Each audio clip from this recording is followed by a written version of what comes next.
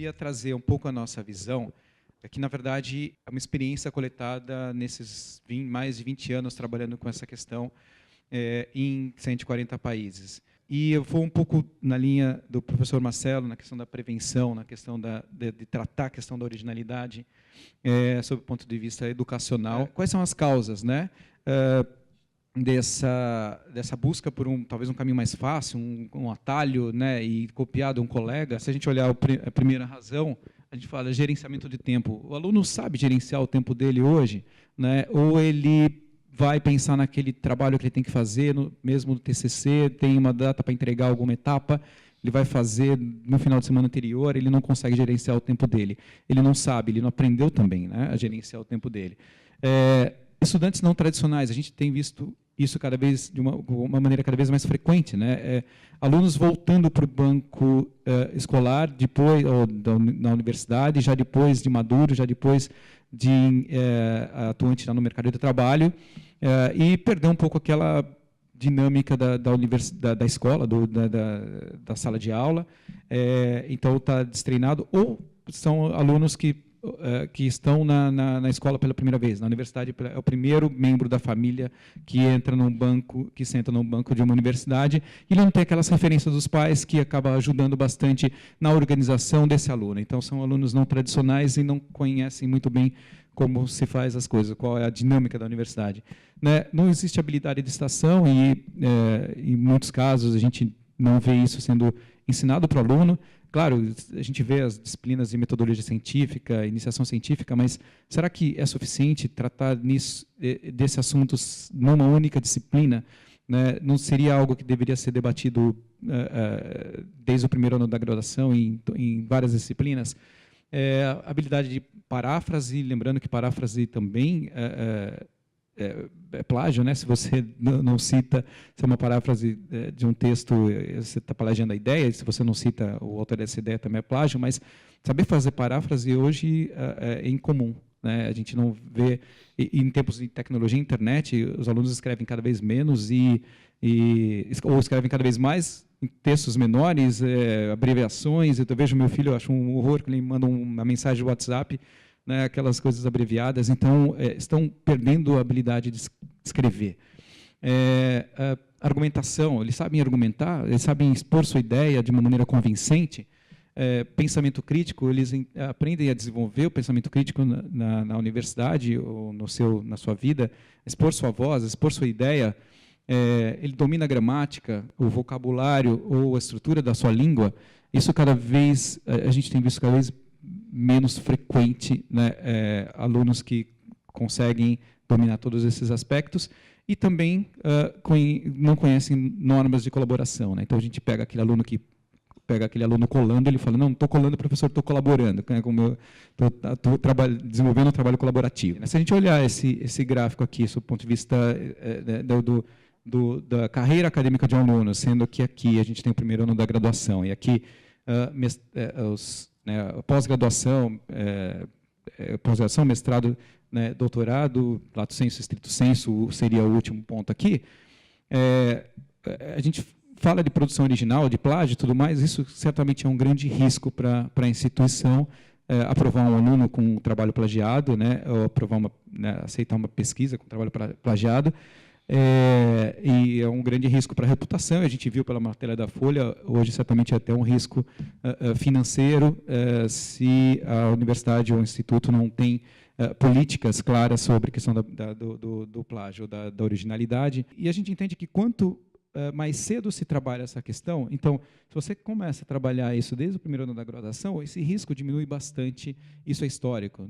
Todas as 15 mil instituições que a gente atende, isso é relatado por eles mesmos com bastante frequência. Esse quadro ele trata da jornada, que a gente chama, do plágio à excelência acadêmica.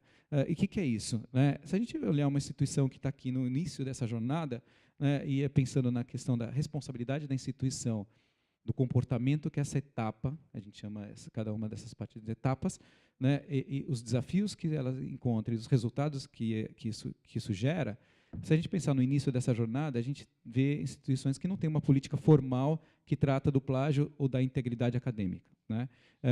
Geralmente, o comportamento é reativo. Acontece alguma coisa, vamos ver o que a gente vai fazer. Ninguém discutiu isso, então trata caso a caso. Geralmente, os desafios, falta de uma execução consistente nesses casos, e os resultados se encontra poucos casos, né? Porque, como não tem uma política, não se busca, e, de uma certa forma, não se encontra. Mas não se encontra porque não tem ou porque não, né, não se trata desse assunto.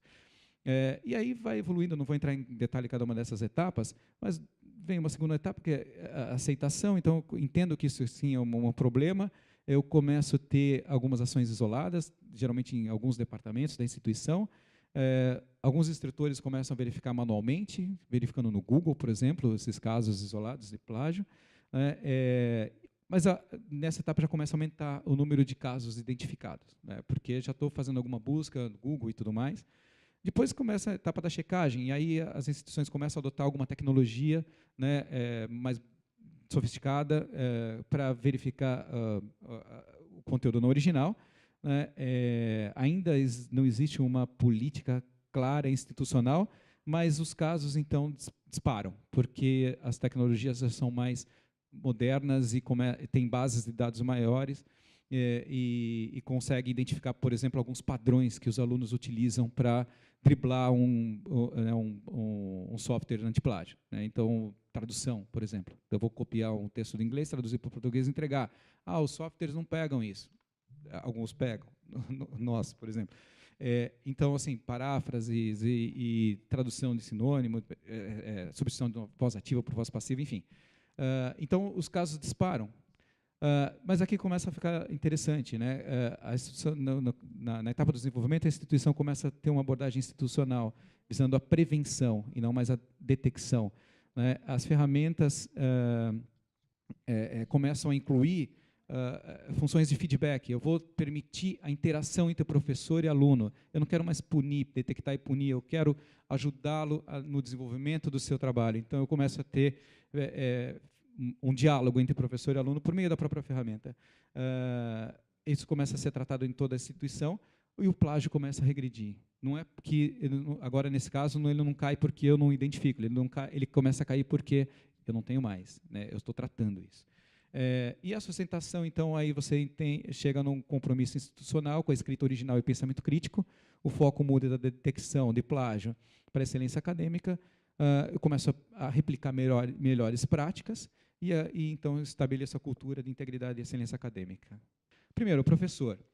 Sim, eu tenho que ajudá-lo na detecção, claro, né? Ele tem que ter a ferramenta mais segura, mais confiável para detectar, que compara com a base de dados mais rica que possa existir, e tem a possibilidade de identificar padrões de desvios que são comumente utilizados. Depois a gente investe muito em base de dados. Hoje, nossa base de dados é a mais rica do mercado. A gente tem 62 bilhões de páginas de internet, e quando a gente fala páginas de internet, não me refiro a páginas que estão online hoje, mas eu olho o passado também. Eu armazeno páginas de internet por 9 anos, então é muito comum esses trabalhos levarem meses ou até anos para serem desenvolvidos. Então, se você vai fazer uma comparação hoje, aquela fonte pode não estar mais online, mas a gente mantém isso por 9 anos.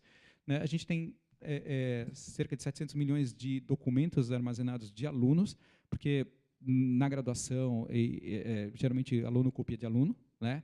Então, ele pega, eu tenho que ter a habilidade de armazenar esses documentos para que eu possa fazer essa comparação. Mais de 50% do plágio em graduação e até na pós-graduação vem de alunos de anos anteriores ou de outras universidades.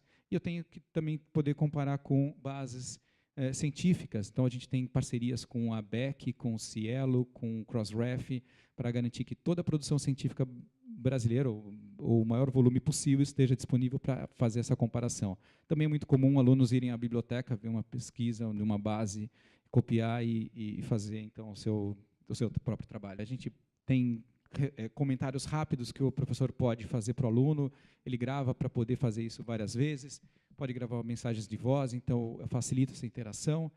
Trabalho com rubricas, então eu digo para ele porque ele teve um comentário assim, assado, mas mais do que fazer simplesmente um comentário, eu associo aquilo a um critério de avaliação da instituição, e a gente acaba percebendo o resultado disso quando você trata isso de uma maneira institucional, né? Tem uma política para fazer isso. Então, né, geralmente, instituições que começam a utilizar o nosso sistema, ela, já no primeiro ano, ela reduz em cerca de 45% a incidência de conteúdo não original. O tempo do professor também reduz com avaliações, porque é uma preocupação nossa que isso não seja um fardo para o professor, mas, ao contrário, seja um parceiro do professor. E o próprio aluno reconhece isso, reconhecendo que 77% deles reconhecem que Taneirinha ajudam os próprios alunos a se tornarem melhores escritores. Aqui é um ranking da Bloomberg, uma pesquisa da Bloomberg, que mostra quais são as habilidades mais desejadas por empregadores e mais raras, né, que é isso que o empregador quer. Então, se a gente olhar esse quadrante verde, né, aqui eu tenho as habilidades mais raras e as mais desejadas. Né? Então, a gente tem pensamento estratégico, solução de problema, liderança, comunicação. Para fechar essa questão, eu queria deixar a citação do Jason Fried, então é bom mencionar quem fez, porque eu não vou plagiar o conteúdo dele. Autor do livro He Work. Jason Fried é um empresário de sucesso que tem trazido novas práticas de gestão, e entre elas, e talvez a principal que ele menciona no livro dele, vou ler aqui rapidinho: se você vai decidir quem contratar em um grupo de candidatos, contrate o melhor escritor. Não importa se o cargo for em marketing, vendas, design, engenharia, programação ou qualquer outra área, as habilidades de escrita vão fazer a diferença. E isso porque, para ser um bom escritor, é preciso mais do que escrever claramente. Uma escrita clara é sinal de pensamento claro. Os bons escritores sabem como se comunicar, são entendidos claramente, têm empatia e sabem se colocar no lugar dos outros, sabem o que omitir. Estas são qualidades que queremos em qualquer candidato. A escrita está ressurgindo em todas as áreas de nossa sociedade. A escrita é a moeda do intercâmbio de boas ideias. Obrigado.